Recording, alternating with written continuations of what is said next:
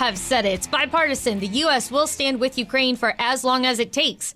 But that doesn't mean the U.S. is giving Ukraine everything it wants. Ukrainian President Volodymyr Zelensky is asking for F-16 fighter jets, but the White House is concerned that it could escalate the conflict. National Security Council spokesman John Kirby spoke with Bloomberg's David Weston on Balance of Power today about the need for air defense in Ukraine.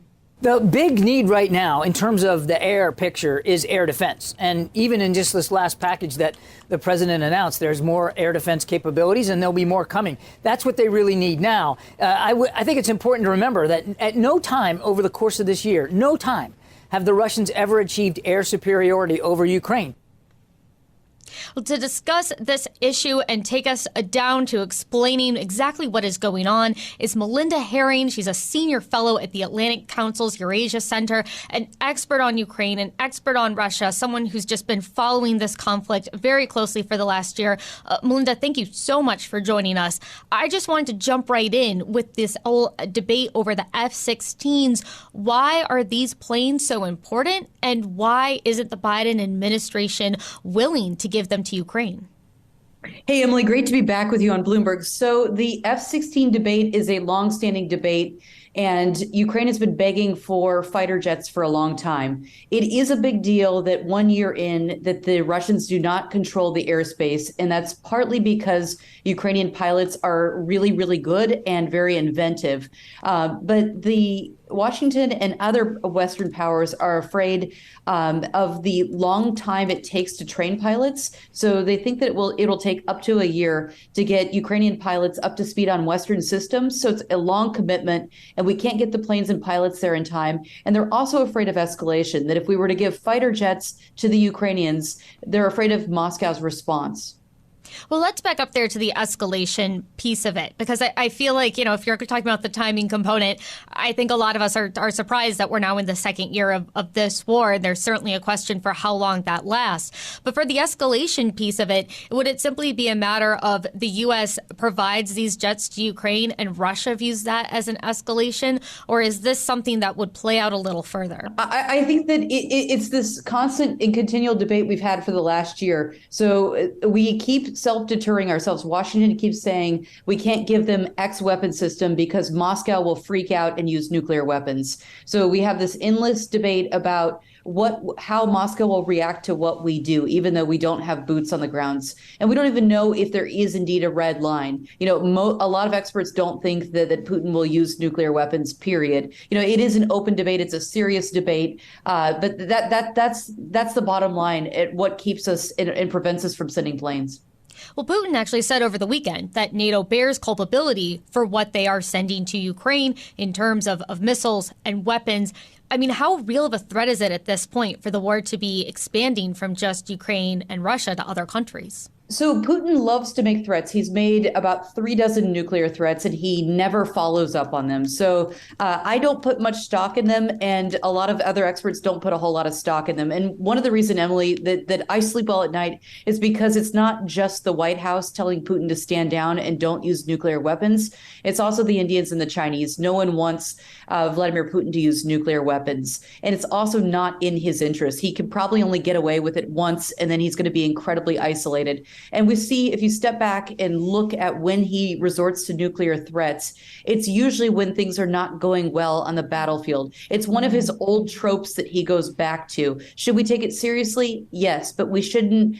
We shouldn't take it too seriously, would be my argument.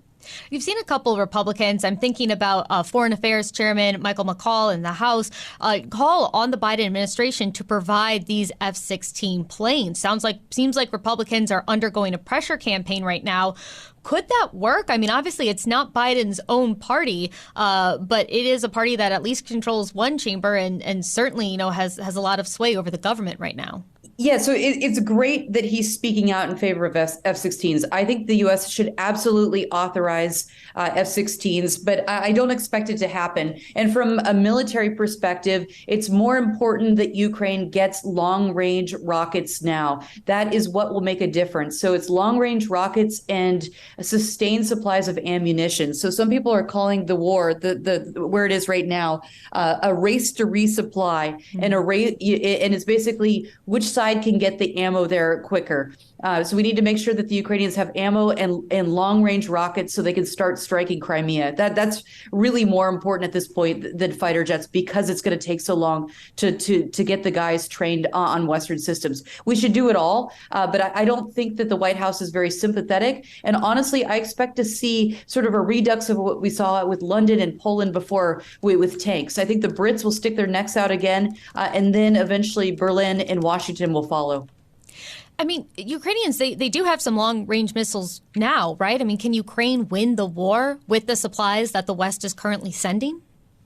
No, it needs more. It can't at this current pace. And if you talk to military analysts, they'll say it's really remarkable. The Ukrainians made a lot of progress last year with their counteroffensives in Kherson and then in Kharkiv. But then there was nothing after that. And the Ukrainians didn't have the weapons that they were begging for. And those Leopard tanks, those beautiful Leopard tanks and the Abrams tanks that we've promised have not arrived in time for the Ukrainians to really launch more counteroffensives. So I'm going to quote a good friend at ISW, George Barros. He says that 2023 is going to be the year of Ukrainian counteroffensives. It's not going to be one. It's going to be multiple ones if the West delivers on its promises. Melinda, we are Bloomberg, so I do have to ask about Treasury Secretary Janet Yellen, who made a secret trip to Kyiv today, continuing Biden's message of support and economic aid. Obviously, Biden is a globally recognizable figure.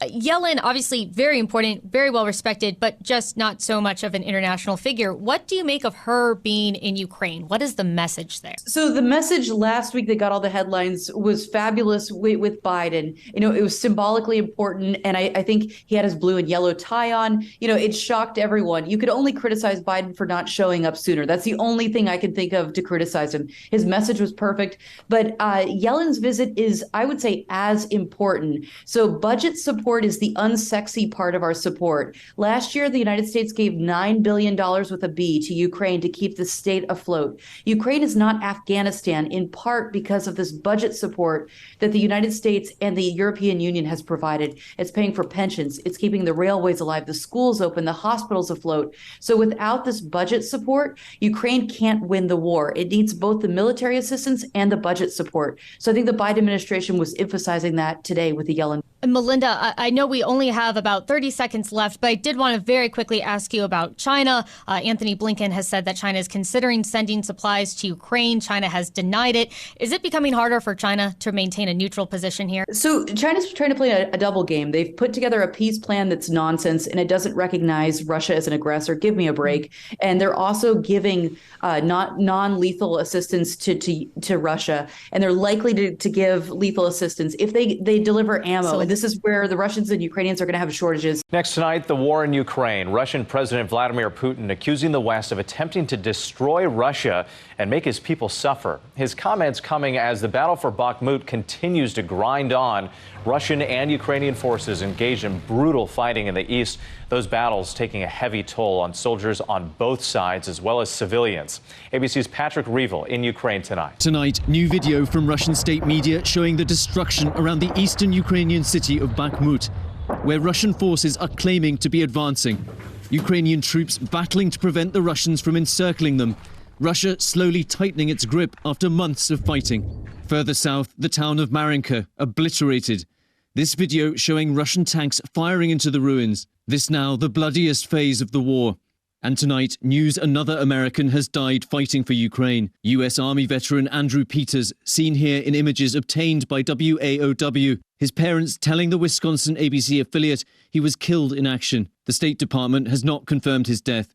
Ukraine battling to hold the line while it waits for Western weapons to allow it to counterattack this spring. Poland this weekend delivering the first of the Western Leopard 2 tanks.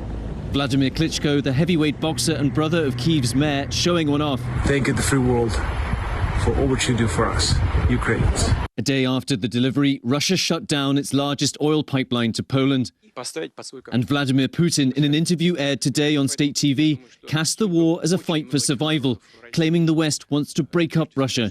Tonight in Kyiv, President Volodymyr Zelensky marking the 9th anniversary of Russian forces seizing Crimea, pledging to liberate the peninsula, saying, "We will return our people." Today, a top Ukrainian intelligence official said that Ukraine intends to launch a counteroffensive in the spring that will target the south. It will try to drive a wedge between Crimea and the rest of Russia's forces. But for now, Ukraine's military is having to focus on holding back Russia. Patrick Reevell, our thanks to you tonight. The Biden administration is also closely monitoring the role China could play in Ukraine if the country decides to supply weapons to Russia. Let's bring in ABC's Elizabeth Schulze reporting from the White House tonight. And Elizabeth, the U.S. and its allies are trying to send a clear message to China.